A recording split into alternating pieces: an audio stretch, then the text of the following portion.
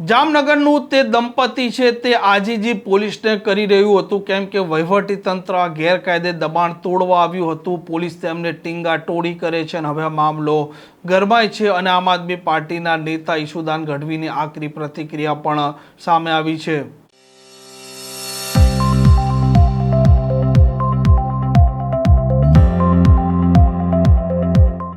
નમસ્કાર, આપ જોઈ રહ્યા છો હોટલાઇન ન્યૂઝ અને હું છું આપણી સાથે તોફિક ગાંચી. જે પ્રકારે જામનગરમાં એક વહીવટી તંત્રએ ગેરકાયદે દબાણ તોડ્યું હતું ને તેમાં એક વૃદ્ધ દંપતી છે તેમના ટીંગાટોળીનો વિડીયો સામે આવ્યો છે, તેને લઈને ખળભળાટ મચી જવા પામ્યો છે અને ગુજરાતમાં પણ અલગ અલગ જગ્યાએ જે પ્રકારે ગેરકાયદે દબાણ તોડી રહ્યા છે વહીવટી તંત્ર, અને આવી સ્થિતિમાં કેટલાક છે તે હૃદયદ્રાવક કિસ્સા અને વિડીયો સામે આવતા હોય છે, તેને લઈને સૌ કોઈ લોકો હચમચી જતા હોય છે. અને જામનગરમાં પણ આ ઘટનાએ લોકો છે તેમને હચમચાવી નાખ્યા હતા અને આ વૃદ્ધ દંપતી તેમનું આસિયાનું જે હતું તે ગેરકાયદે દબાણ હતું તે વહીવટી તંત્રે તોડી નાખ્યું. તે સમયે પણ તે ભાવુક બન્યા હતા. તેમની ટીંગાટોળી પણ પોલીસે તેમને હટાવવા માટે કરી હતી અને હવે આ કેસમાં આકરી પ્રતિક્રિયા આપી છે આમ આદમી પાર્ટીના નેતા અને પ્રમુખ ઈશુદાન ગઢવીએ.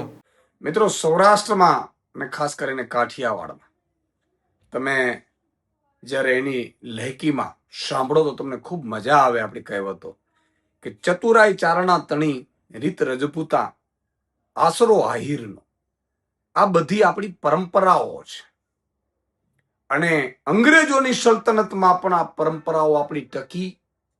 આહિર સમાજના ઘરે જાઓ એટલે આશરો તમને મળે, એવો મોંઘેરો આશરો મળે. કદાચ વટે માર્ગુ ત્યાંથી નીકળતા હોય રાત્રે અને એને પણ જ્યારે આહિર સમાજનું ઘર હોય તો એને ખાવાનું હોય, રહેવાનું હોય, રાતને વાસો હોય, વ્યવસ્થા હોય, એ કોઈ ઓળખાણ હોય ને તોય આપવામાં આવે.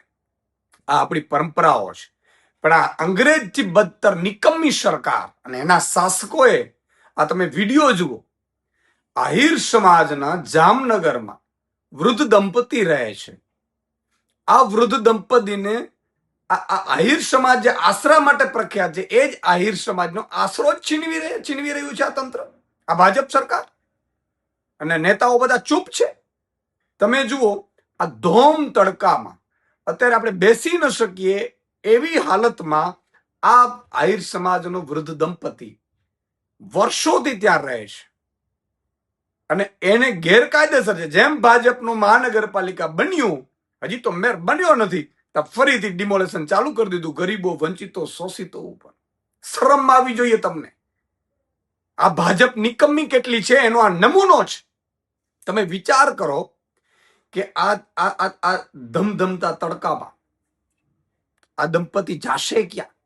અને તમે એમ કહો છો કે ચલો એ ગેરકાયદેસર છે. એકવાર માની પણ લઈએ ગેરકાયદેસર. તમે ઉદ્યોગપતિ અદાણીને હજારો લાખો એકર જમીનો આપણે આપીએ છીએ, ટોકનના ભાવે આપીએ છીએ. શું આમને એક મકાન આપણે ન આપી શકીએ? અને જો ન આપી શકતા તો શાસન કરવાની એક મિનિટ પણ આપણે જરૂર નથી, રાજીનામા આપી દેવા જોઈએ. આજે તમને મજબૂતાઈથી સમાજ મત આપે છે, ભરપૂર મત આપે.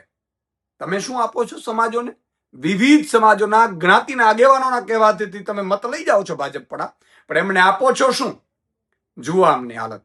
એક વૃદ્ધ માતાને પોલીસ ટીંગાટોળી કરીને લઈ જાય છે, શરમથી માથું ઝૂકી જાય છે. મારું પણ હું કઈ કરી નથી શકતો, કારણ કે નમાલા શાસકો, નમાલા નેતાઓ અને અંગ્રેજથી બદતર સરકાર. આ પોલીસની પણ તાકાત ન હોવી જોઈએ, કોર્પોરેશનની પણ તાકાત ન હોવી જોઈએ અને કોઈની પણ ન હોવી જોઈએ. આવી રીતે તમારે માની લો કે ડિમોલેશન કરવું તો વ્યવસ્થા તો આપો, વૈકલ્પિક વ્યવસ્થા. મિત્રો, આ એક પીડા છે. જાગો, બીજા 10 ને જગાડો અને જ્ઞાતિ જાતિ ધર્મવાથી ઉપર આવી અને પોતાની સરકાર, જનતાની સરકાર બનાવો. નહીં તો આ દેશી અંગ્રેજો તમને મને જીવવા નહીં દે. આ પ્રકારના સમાચાર માટે હોટલાઇન ન્યૂઝ ચેનલને લાઇક, શેર અને સબસ્ક્રાઇબ કરવાનું ભૂલતા નહીં. નમસ્કાર. આવા પ્રકારના વિડીયો તમને જોવા ગમતા હોય તો હોટલાઇન ન્યૂઝ ચેનલને લાઇક, શેર અને સબસ્ક્રાઇબ કરો.